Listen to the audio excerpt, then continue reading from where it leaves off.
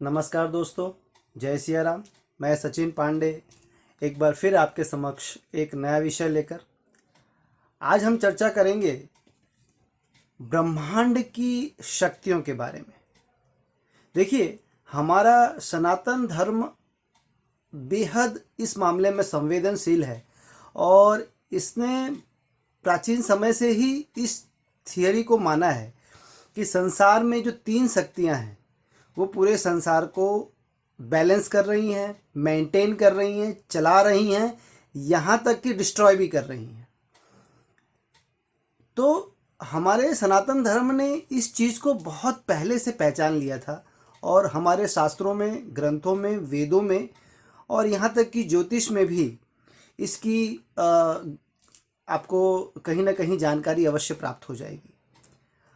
तो बात करते हैं, जब हम इसे ज़रा साइंटिफिक रूप में देखें तो साइंटिफिक रूप में देखेंगे तो पाएंगे कि किसी भी एटम को, मतलब कोई परमाणु जो है जब बनता है तो उसमें प्रोटॉन, न्यूट्रॉन और इलेक्ट्रॉन, ये तीन की संरचना होती है। प्रोटॉन और न्यूट्रॉन जो होते हैं वो न्यूक्लियस के अंदर होते हैं और इलेक्ट्रॉन बाहर चक्कर लगाता है, क्योंकि इलेक्ट्रॉन के ऊपर माइनस ऋण भार होता है, मतलब माइनस चार्ज होता है उसके ऊपर। तो वैसे ही ये जो ब्रह्मांड में आप बिग बैंग थियोरी हमने पढ़ी है, उसमें जब अत्यंत गर्मी हुई और जब विस्फोट होने लगे तब उसमें ये सब रचना हुई, प्रोटॉन, न्यूट्रॉन, इलेक्ट्रॉन आए।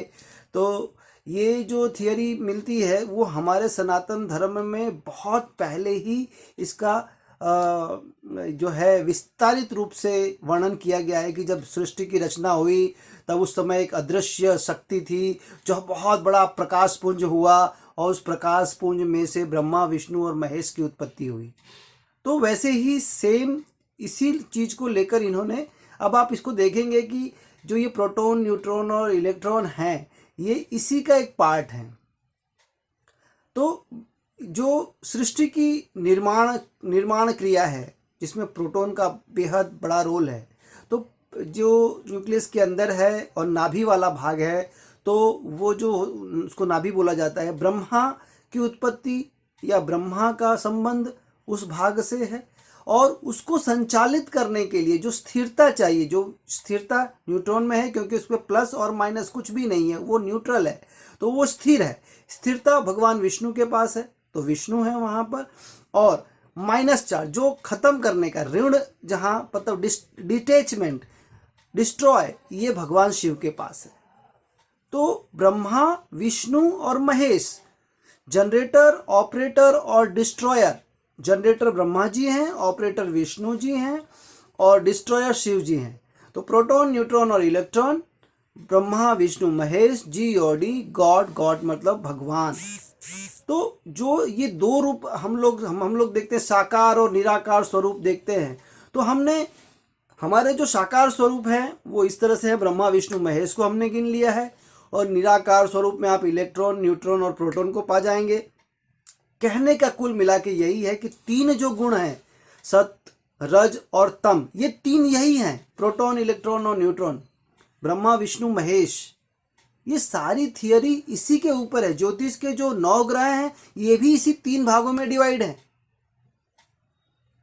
ब्रह्मा के साथ जो है वो बृहस्पति, शुक्र और चंद्र हैं। विष्णु के साथ हैं सूर्य, बुध और केतु हैं और शिव के साथ हैं वो मंगल, शनि और राहु हैं। तो डिस्ट्रॉय, जब मंगल, शनि, राहु का कॉम्बिनेशन होता है तो डिस्ट्रॉय अपने आप देखेंगे जितनी युतियां हैं, मंगल शनि अंगारक योग, राहु मंगल अंगारक योग, शनि मंगल विनाशक योग। तो ये जो योग, ये कॉम्बिनेशन, ये एक, इसमें जो 3 एनर्जी हैं, ब्रह्मा, विष्णु, महेश, जो हम शास्त्रीय रूप से देखते हैं, इसी को हम जब साइंटिफिक रूप में देखेंगे तो प्रोटॉन, न्यूट्रॉन और इलेक्ट्रॉन हैं। तो ये जो समझ है कि भाई हमारी जो थियरीज जो बन के आई, अभी जो साइंटिफिक रूप से इन्वेंशन हो रही है, लोग इसके ऊपर रिसर्च कर रहे हैं, यहाँ तक कि नासा और बड़ी बड़ी यूनिवर्सिटियाँ इसके ऊपर लगी हुई हैं और हमारे ग्रंथों को विश्लेषण कर रही हैं, उसको डिकोड कर रही हैं और डिकोड करके चीज़ें प्राप्त कर रही हैं। और हमारे ग्रंथों में ये चीज़ें बहुत पहले से ही बहुत ही उन्नत तरीके से, विश्लेषित तरीके से और बहुत ही सार विश्लेषण करके लिखी हुई हैं। बस वो हमें जानने की ज़रूरत है, हमें समझने की ज़रूरत है। हमारा सनातन धर्म बहुत ही समृद्ध और रिच है। बहुत सारी चीज़ें इसके अंदर साइंटिफिक, लगभग सारी चीज़ें साइंटिफिक हैं। इसमें समझने की ज़रूरत है और हमें अपने आप में विश्लेषण करके उतारने की ज़रूरत है। सारी समस्याओं का समाधान इसमें ही है।